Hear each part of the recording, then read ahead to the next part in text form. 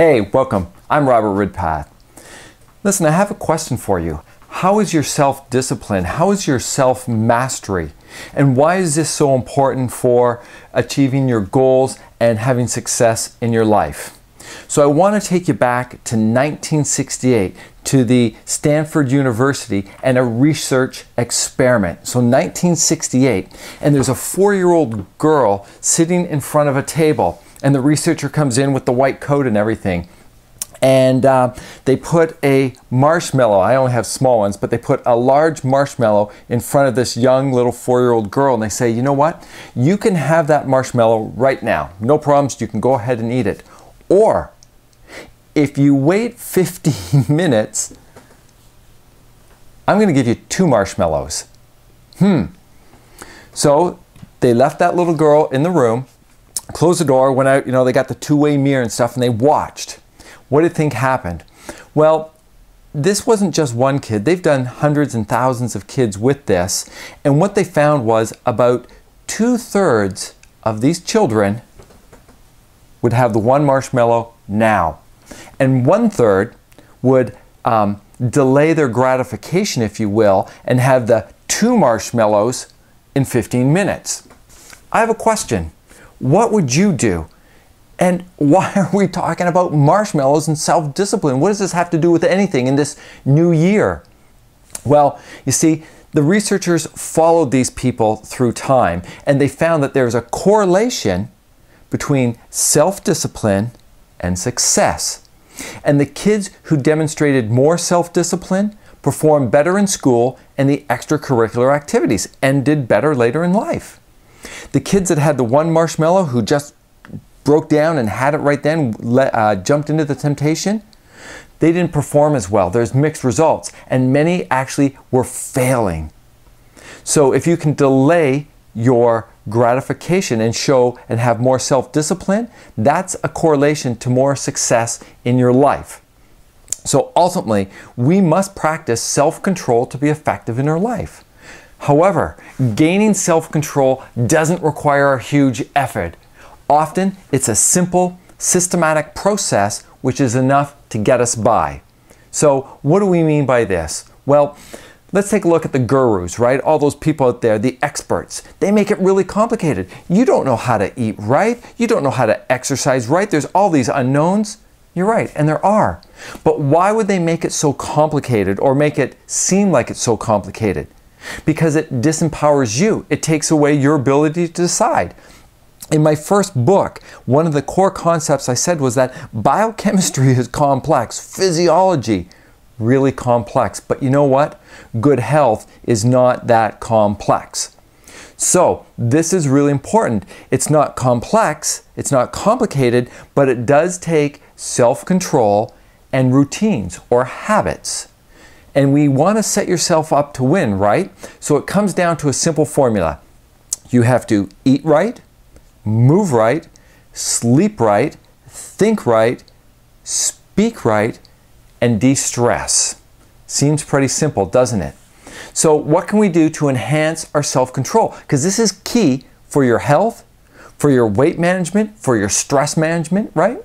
And self-control is equivalent to, I'm going to call it your beliefs, because your beliefs impact what you will or won't do. If you believe something's good for you, you might do it. If you believe it's a waste of your time, you won't do it, right? So your beliefs determine how much you move, what you eat, what you think, how you talk, and your stress levels, and so on. So self-discipline is important also for avoiding what we call behavioral errors.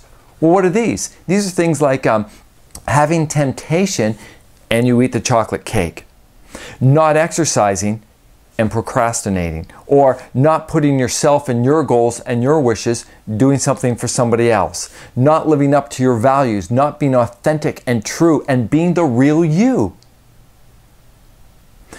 You need self-discipline to be strong in the high emotional arena of eating and weight control. Yet most people fail here, right? And what happens when you fail? You lose confidence, you lose self-trust, you lose self-worth. Now, I want to tell you something. This may not be your fault because we are hardwired right? Our hard wiring, our survival instincts create challenges for our self-control. I mean, who doesn't want the chocolate cake? That marshmallow smells amazing with all that sugar and so on, right? And all the health rationale in the universe is going to disappear in these situations. We lose self-control, we lose self-discipline. And our bodies crave sugar, they crave fat, they crave salt. Nothing you can do about this. We love adrenaline, we love drama, right? We want nice things, we want the clothes, we want the nice cars, we want romance.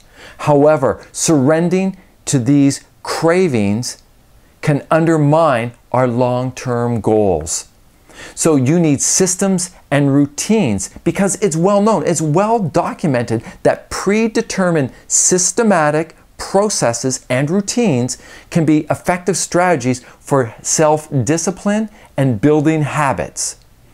The researchers also tell us that lapses in self-discipline occur when a situation demands an immediate answer and there's no established plan, there's no routine. You go to the buffet, you didn't think about it before. Man, what am I going to do?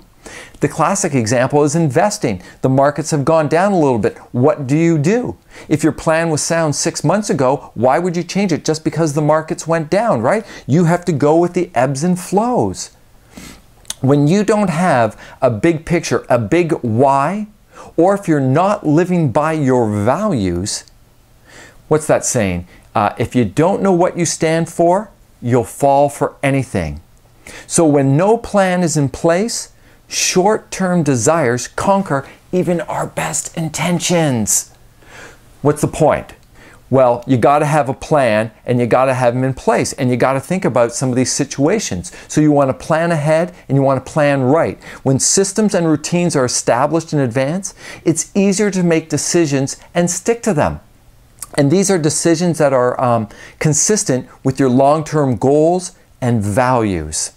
So predetermined routines can also help automate some of this desirable behavior, right? Ensuring our willpower is saved for the most important decisions. Maybe getting up in the morning and exercising, or after work exercising, or going for a walk at lunch. Whatever it is, it's really important to plan ahead and know what you're doing. So it's summarized like this. Self-discipline contributes to self-trust. And self-trust builds self-confidence. Self-confidence builds courage. Courage reduces fear. That increases our ability to move ahead and take action. That leads to increased competence. Our skill builds up. That leads to more confidence. That leads to more competence. And this is called the confidence-competence cycle. And it's really important. It comes down to self-discipline. And a lot of that is driven by our beliefs. And the bottom line is we got to set goals and we have to plan. In some of the further videos, we're going to go into detail on this. But for now, I want you to think about this and I want you to really start planning out and building your self-discipline. Take small little steps, but many of them. I'll use the analogy of working out. When you go and start to lift weights, you don't start with the heaviest weight, you start with a light weight and you do more reps. And slowly as the muscle gets stronger, what do? You increase the weight and you do less reps. Same here. Lots of small little changes are easier, less emotional investment and so on. So you can do this. So I look forward to seeing you in the next video. But for now, go out, live boldly, set goals, and make it happen. I'm Robert Ridpath, and we'll see you in the next video.